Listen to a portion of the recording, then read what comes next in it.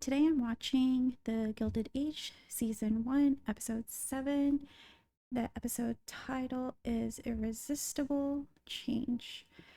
And in this episode, I believe that some heads are going to roll because in the previous episode, heads have rolled for last.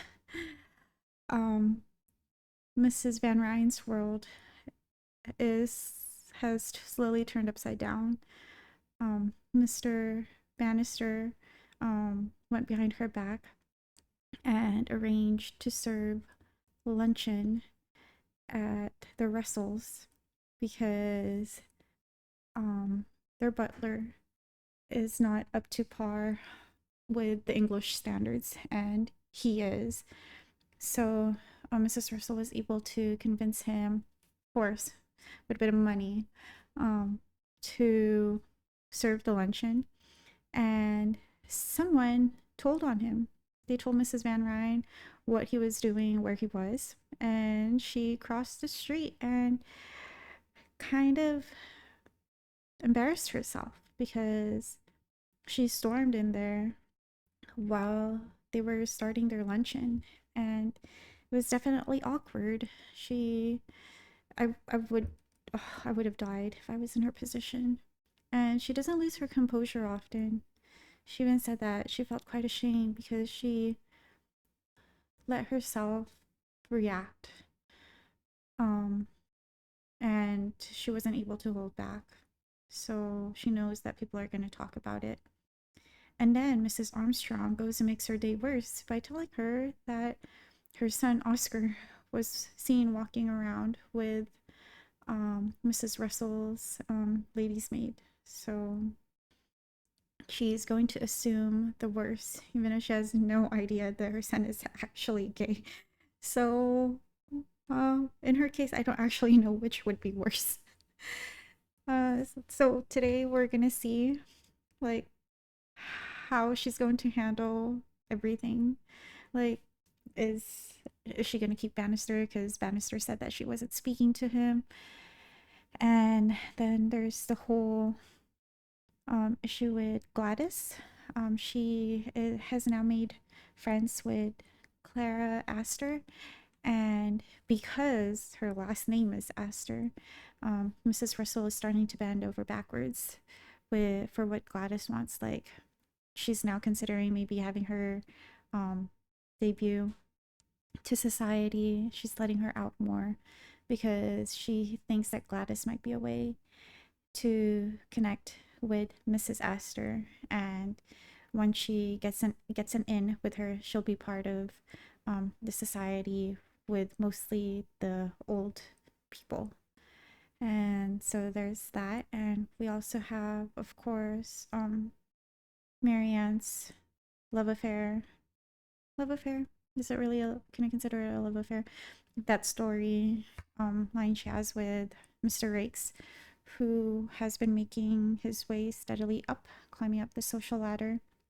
But she has been warned, and I'm afraid that Aunt Agnes is going to be correct with her assumptions that he's just going to get used to it, and he might even find someone who will have more money than her because she doesn't really have any money.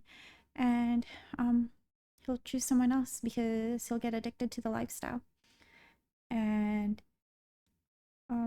what else has happened? Oh, and fortunately at the end of the episode we find out that Mr. Russell might have some legal problems because apparently there is written proof that he was the one who gave the orders to use subpar parts on their train, which caused one of the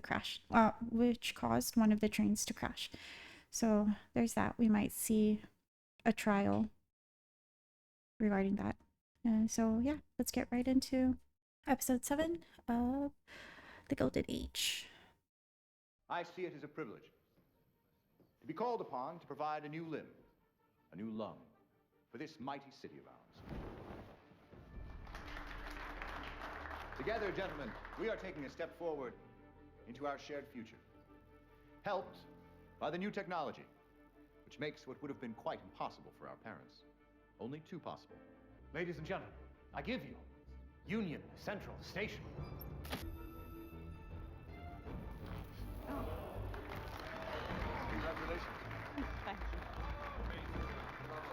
Oh, and I should have mentioned that Mr. and Mrs. Russell are actually butting heads a bit last episode. Congratulations, Mr. White. They like your work quite as much as I do. Congratulations to both of you. He's done a wonderful job, hasn't he, Father? Wonderful. That's why I'd like to be an architect.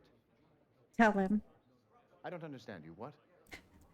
He wants to study architecture. And of course, I'd be only too happy to help him. But you have a job. Here with me. I know, but I believe Larry has talent, if that might make a difference. It won't. And now I'll put your mother and sister into the carriage. Please see to our guests. Mrs. Russell controlling over Gladys, and then Mr. Russell's with Larry. His name and his mother. I just think these things happen. How do you know? Have you been leading a double life? But I'm not so simple that I don't know what goes on. And I understand that young men have to sow their wild oats.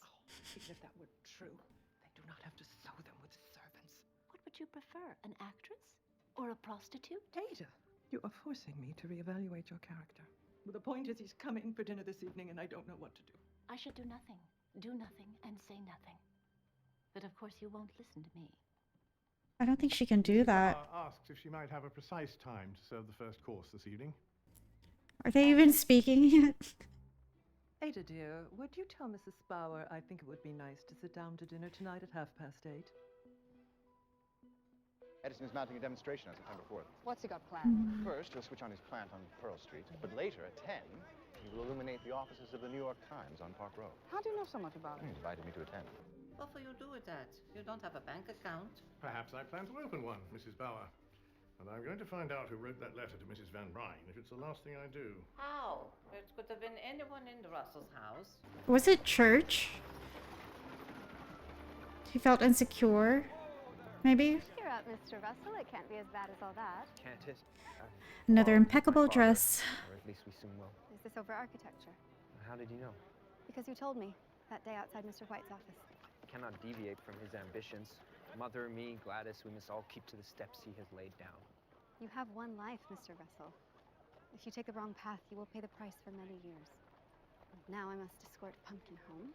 I like how her hat has even flowers Mistress is on setting the up a party for September under 4th the when Mr. flap. Edison turns on his electric. When electricity comes, half our jobs go up in smoke.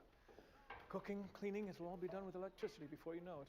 8 people, 4 in the Landau, 4 in another rented carriage. They'll meet here at 7 and drive to Park Row. They'll dine in the carriages to make sure of a good place and watch Edison illuminate the Times building at 10. We could rehearse a new production of Aida in here and still have plenty of room to spare. The thing is, I assume we need some more people. 6 more for a quadrille. 2 more girls and 4 men, but don't worry. Maybe we could ask Warren Wilson. Why is your mother so dead set against him? Judging by the society pages, his family goes everywhere. It's the problem. She thinks them pushy. Father was a war profiteer, so they say, and the sister has married Ogden Goelet, one of the richest men in America.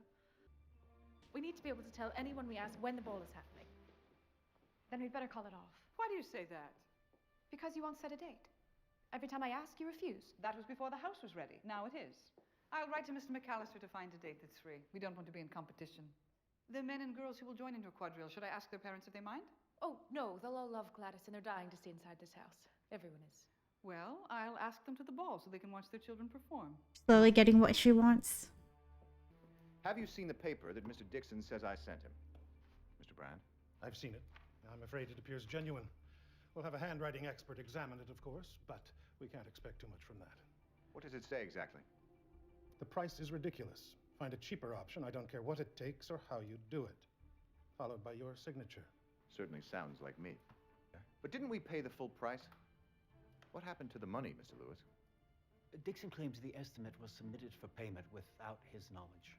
So where's the money now? Missing, but not traceable to him, unfortunately. It depends whom the judge chooses to believe at the hearing. But if he believes Dixon, Then Mr. Russell may be charged with manslaughter by negligence. that is very pessimistic. Mr. Russell should be ready for the worst. That doesn't seem fair. Mr. Russell is always ready for the worst. Cousin Oscar. They got into it. Oh, why didn't we see it? Right? Oscar's gone. He's angry with me, but he has no right to be. I'm the one to be angry. Why? What's happened? Oscar has disgraced himself. With Mrs. Russell's maid. Oscar tried to deny it. Are you telling this story or am I? Although why either of us are telling it to Marian, I do not know. Even Ada thought that was nonsense, and she barely knows how babies are born. Agnes, your anger is making you indelicate. So what happens now? Pretty sure she knows how babies are I want born. her sacked. I want her out on her ear by tomorrow night. Then you must write to Mrs. Russell. What would I say? My mother always told me never to write anything I wouldn't want printed on the letters page of a popular journal. You will go and see Mrs. Russell. Your family's honor is in danger. Certainly it is your quarrel. What right have I to ask a woman to fire her own servant? It's an impossible task. Marian, I may be didactic, but I do not often give orders. This is a direct order. These things happen. You don't sound very surprised. With a mother and son, there's bound to be fireworks sometimes. You don't know what it's about? Please, Of course she tell does. to Mrs. Van Rhijn not to pry. She knows more than she's saying. All ladies' maids know more than they say. There will be a hearing to determine if a crime's been committed and whether it should go for trial. Well, haven't they already found the man to blame? That depends. Some people may think the man to blame is your husband. We can't afford a scandal, not when I'm so near. I'm taking a party to see Mr. Edison's lights, and I've set a date for Gladys's ball. I'm glad to hear it. But it won't happen if you're on trial. I'd have to cancel. My dear, I don't make the rules. Funny? I don't think it in the least funny that I'm facing the possibility of prison, and my wife is more concerned with the date of a ball. Yeah. Tell me, what are your thoughts on electricity? Are you talking about Mr. Edison's light? Mr. Edison is not solely responsible. I can't imagine seeing an entire building lit up all at once. It's both historic and futuristic all at the same time. Well, you're not going to have to imagine it. That's good. Because we're going to see it. We? Yes. We're reporting on it for the paper. So, how can I help? Marian's colors are branching out. But my aunt is rather anxious. Anxious about what? I don't know how to say it. She asks you to fire your maid. Am I to know why? She's been seeing a man well known to my aunt. You must have something more than that. What man? His name is not important, but Mrs. Van Rhijn strongly believes that it is an improper liaison. I will speak to her, but I cannot guarantee anything. But I told my aunt I would need more evidence to convince you. Let us move on. I want to ask her advice, or perhaps your permission. Yes. I'm planning a picnic, and I want to ask Mr. Raikes. Aurora says she sees him everywhere these days. That's if you don't object, of course. Well, why should I object? Because I'm afraid there won't be room for you. The trouble is, we have only 8 seats. I've got Larry, Gladys, Mr. McAllister, the Fanes, and a friend of Aurora's, which leaves 1 to fill, and we need a man to fill it. Not Mr. Russell. Mr. Russell is a guest of Mr. Edison. Then Tom Raikes is the man for you. It's so maddening of Aurora to land me with Miss Bingham. Otherwise, it could have been you. So she got Mr. McAllister after all. Well, the luncheon she gave him has worked wonders. Or do you not care to be reminded of that, Mr. Church? I do not care for insolence, Miss Turner, from you or anyone else. Mr. Raikes? What are you doing here? Waiting for you, Miss Brooke. But suppose I hadn't come back. I'd have stayed for an hour or so, and then I would have walked home. I need to see your face at regular intervals. Keep me on the straight and narrow. I need to see you, to talk to you. If you mean it, Mrs. Chamberlain has offered to entertain us both at her house. We could talk there. Now I'm encouraged. Why? Because if you're prepared to call Mrs. Chamberlain, it means you're not afraid to take risks. Still, Agnes hasn't been wrong so far.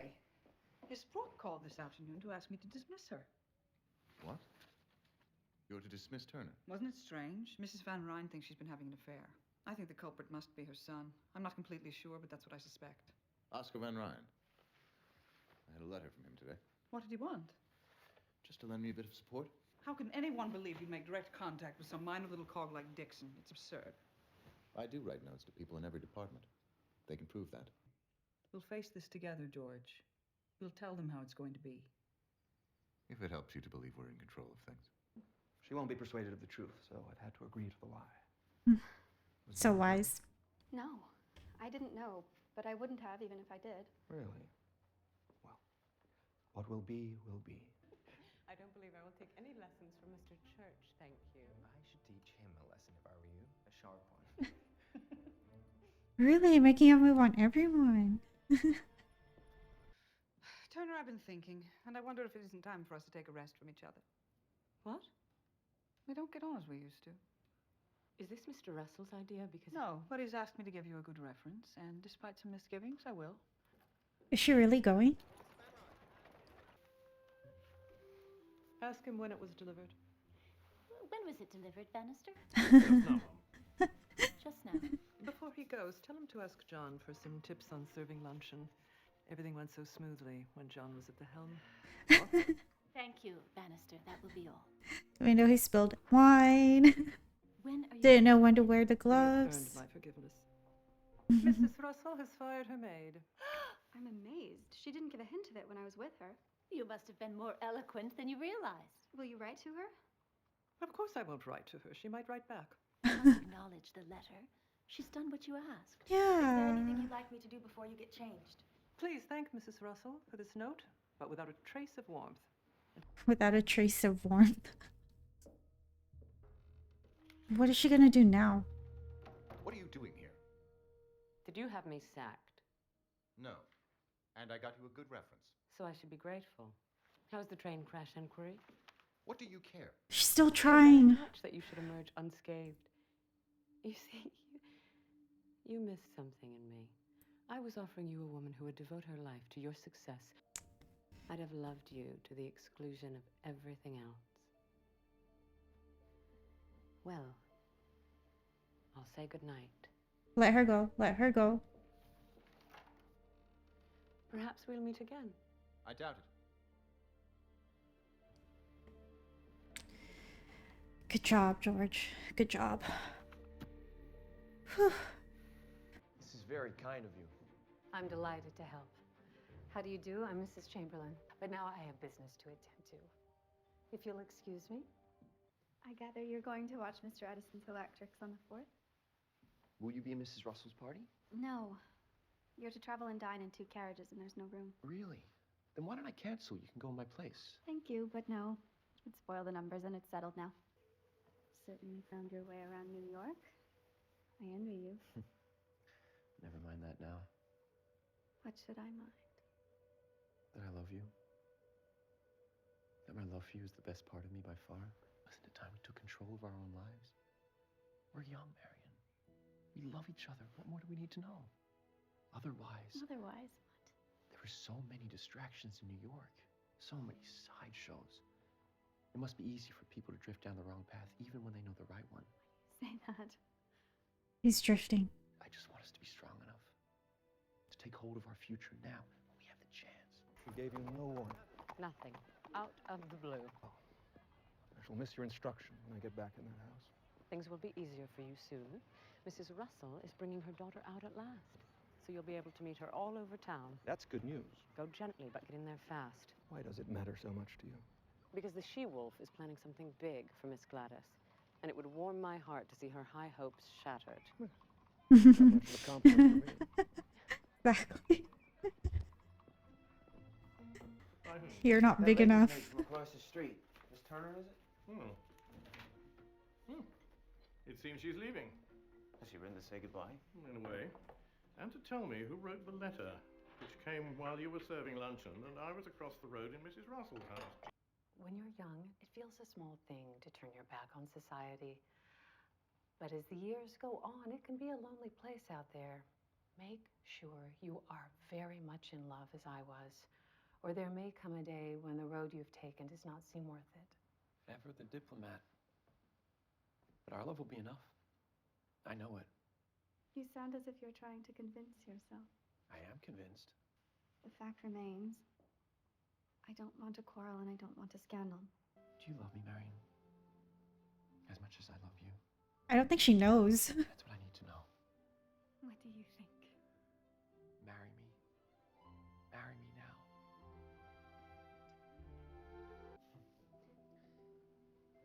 I'll go and find Mrs. Chamberlain and say goodbye. Agnes, if Marian and Mr. Raikes did come to an arrangement... What have you heard? Nothing. I just meant that if they did marry, you wouldn't really cut them, would you? Don't you want me to? No, not at all. I'd like them to think I would. It wouldn't make much difference to Marian. She doesn't care whether Mrs. Astor receives her. Maybe not, but he does. I want to talk some more about my having a career in architecture. Not this again. You've asked once, and I've said no. So it didn't make any difference that Stanford White, potentially one of our greatest architects, thought I might have talent. You must study my business and take it over in time. What is it? Father, you're a genius. You made a fortune that will go down in legend.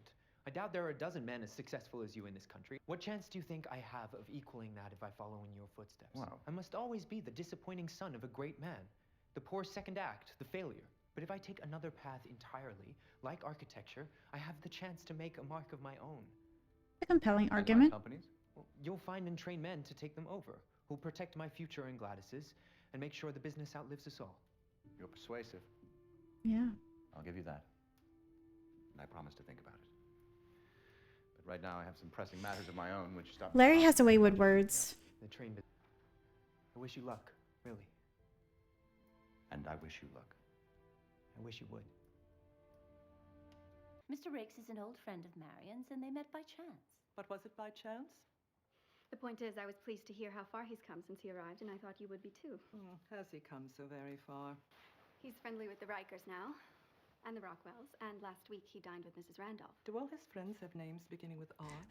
I know you think he only mixes with the new people. Like Mrs. Russell, another R. Exactly, but it isn't true. You know the Raikes, and you know Mrs. Randolph. I don't like Marian's dress in this scene. By his looks and so-called charm, then you would be right. This is the first dress that has failed. Your troops are waiting for you in the drawing room, my dear. And I'm leaving too. I wish you were coming with us. I like your spirit. We won't be defeated, George. They're so supportive of each other. Oh, I wish I was there. To see Park Row illuminated? But with what sort of people? Ruffians, thieves, and worse. Mrs. Russell's taking What's worse? I rest my case. Mrs. Russell is the worst. To cover it for her newspaper. And I will read about it, like civilized people do. Oh, don't worry, I wasn't planning to go without your permission. You're very obedient all of a sudden. What are you planning to spring on me? Now go ring for that reprobate banister and ask about dinner. She really does see through everyone. Miss Bingham. I shouldn't, but I will. That ought to be my motto. I've never been to Newport, but one hears it spoken of so highly. My dear Mrs. Russell, of course you must come to Newport. I insist. Do you know Newport, Mr. Raikes? Not yes. My mother has a place there. We use it a lot in the season.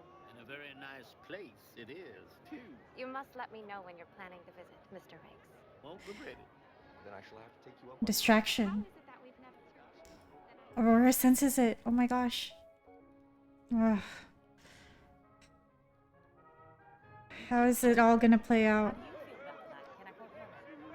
Thank you so much. You're welcome. Excuse me. I got us snacks. For you. Thank you. Some folks I spoke to wonder how long it will take for colored people to have electricity in their homes. Mostly they're just here to enjoy the lights, though. Well, it will be a marvel to behold. That much is true.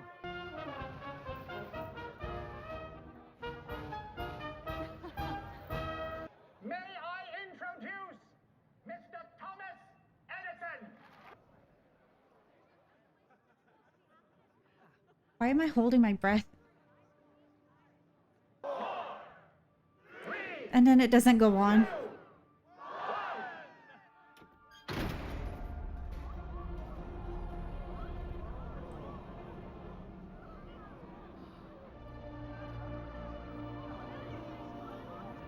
That actually gave me the chills.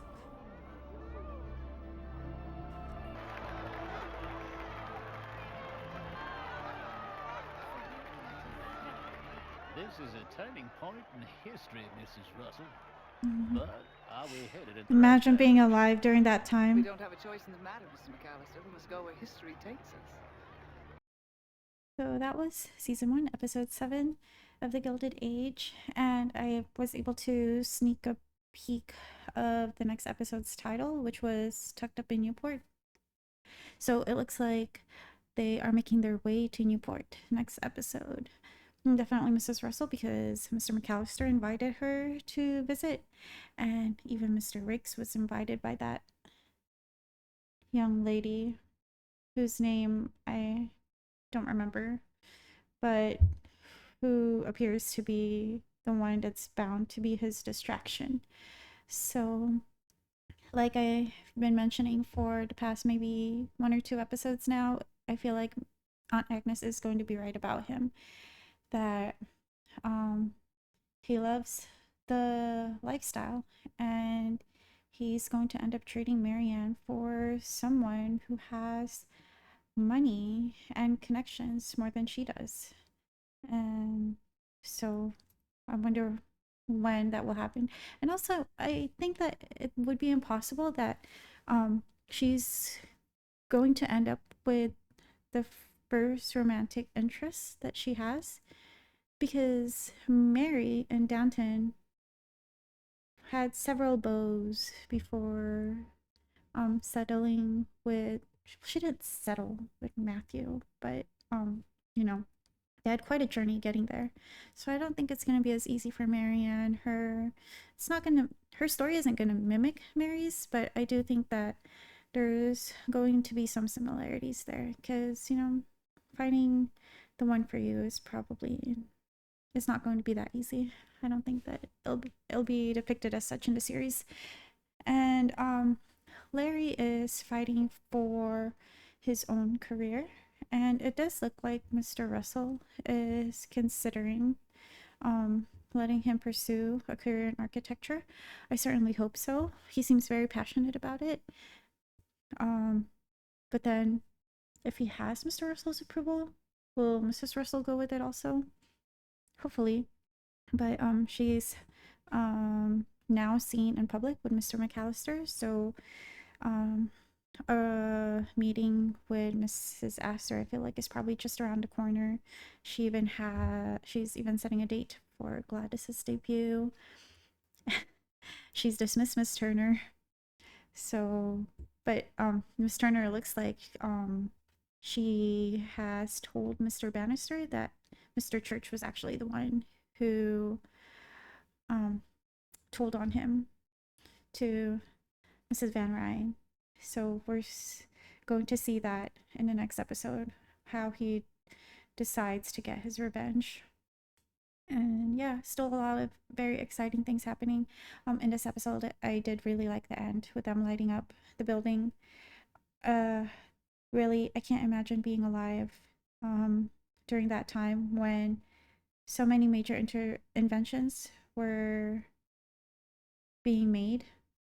Like this, it was really like at the turn of the century, near the turn, that many of the technologies that we still use today was discovered. So I like seeing that depicted in the series, and so it was good. Oh, speaking of, like, at this time, this is totally random, but I just want to throw it in there.